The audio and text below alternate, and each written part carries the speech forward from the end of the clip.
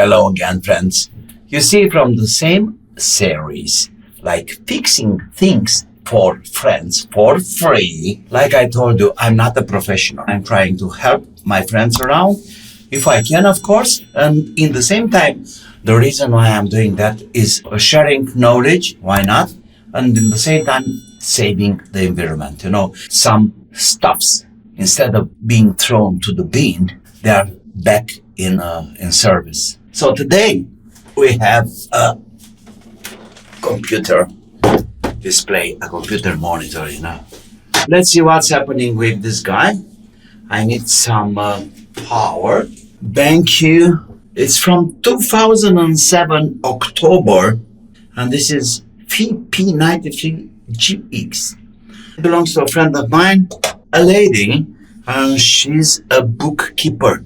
You know, for a bookkeeper, it's not important the definition and refresh rate and all these other things. It's important the way the display is behaving. So she's so used with this particular display. It's not a matter she can't afford another one.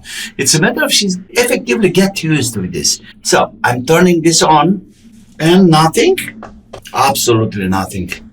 You know, when I pick it up from my friend, it was showing the BENQ logo here, and then a kind of menu, something getting gibberish on the display. So I believe because of the transport or something, the things are even worse than. What's happening here? Of course not.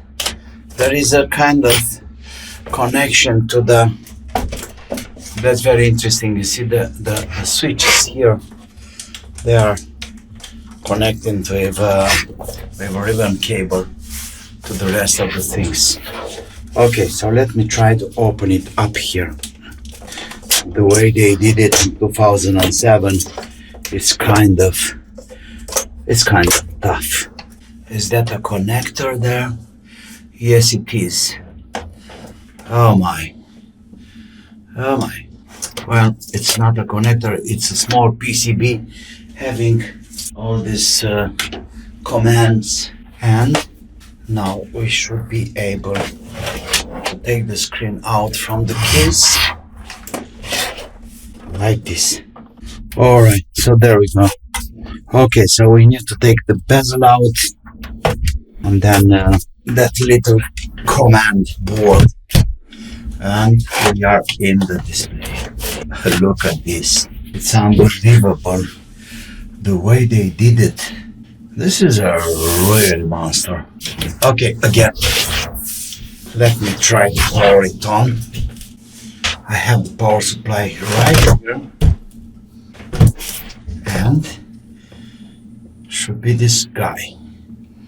We have a green LED for a second, and then it's gone.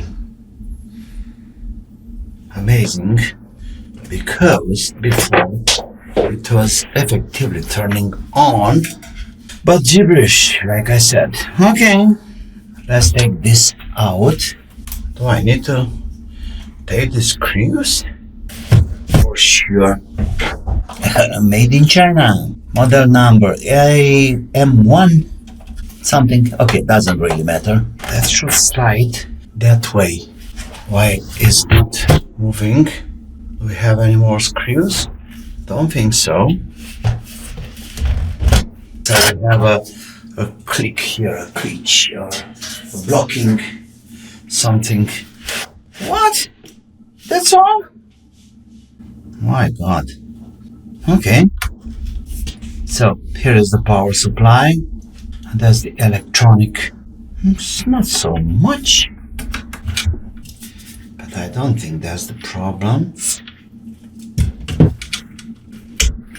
Anyway, let's clean them with contact spray. What else? We have the capacitor here, the main capacitor. Yeah, this one is, look that, this one is kaput. Of course they are. Look at this guy here. You can see it very clear. is popping up. This one, it's popping up too. Another one. So I got 3 of these electrolytics already popping up. Yeah, that's very clear. Now it's fun because I have to discharge this guy. I should use a kind of resistor, but I don't have it. Ah, it's gone already. Perfect. Probably I was right thinking about the electrolytics because you know, it's the age.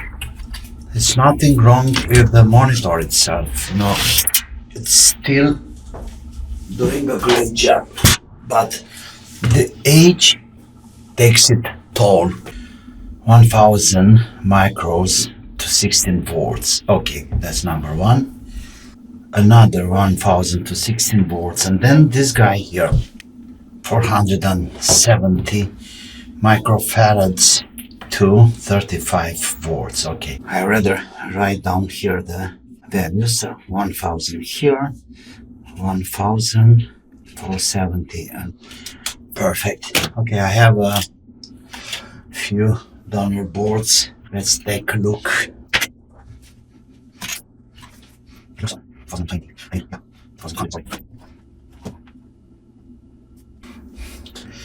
Well, I couldn't find 470, but I got an even better one, 1000 to 35 volts. This guy here will do the job for sure.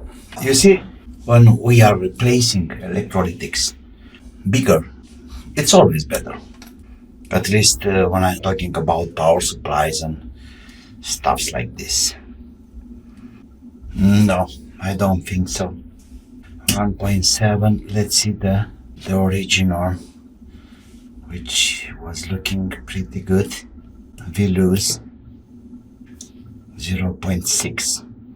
Yeah, so I'm gonna have this back in place. So this capacitor is still alive, and then we'll have okay, this is dead. 470 to 50 volts. Let's measure this again to be sure. We lose, and ESR 0.9. Perfect. Okay, that's a good stuff. This is minus. Perfect. Now those two of replacing the 1000. Plenty of space, no problemos. Okay. And what about this? Shall I check these guys too? I don't see any problem with this. So this is 470 to 35 volts. No, they're looking good. This is good, this is good. So probably this was the main problem. What about the big guy? He's fine. No, I'm not replacing anything else. The evolution of electronics, I may say, these old stuffs, they are much better done than the new ones. Much more careful, if I may say. Okay. The screws, yeah, I need some screws. That should be enough for now. Everything is connected. Let me have the command board back in place. Now, let's apply power. I believe this one is on. Bam bam. No cable connect. That's it. Now it's working. I'm pretty sure it's working. Everything is fine. I don't want to bother you anymore. It's a fix. And this is nice. I help friends, like I said before, fixing things for friends for free. That's wonderful, isn't that? That's the friends are for. And by the way, Don't forget to subscribe to my channel, push the like button too. It's very important for having this channel, going on. Also, I have to thanks to my sponsors, Radoji from Belgium, and Vladka from Mafia Records, and Chuck from States. Absolutely, yes. Don't forget to have fun. See you next time. Bye-bye.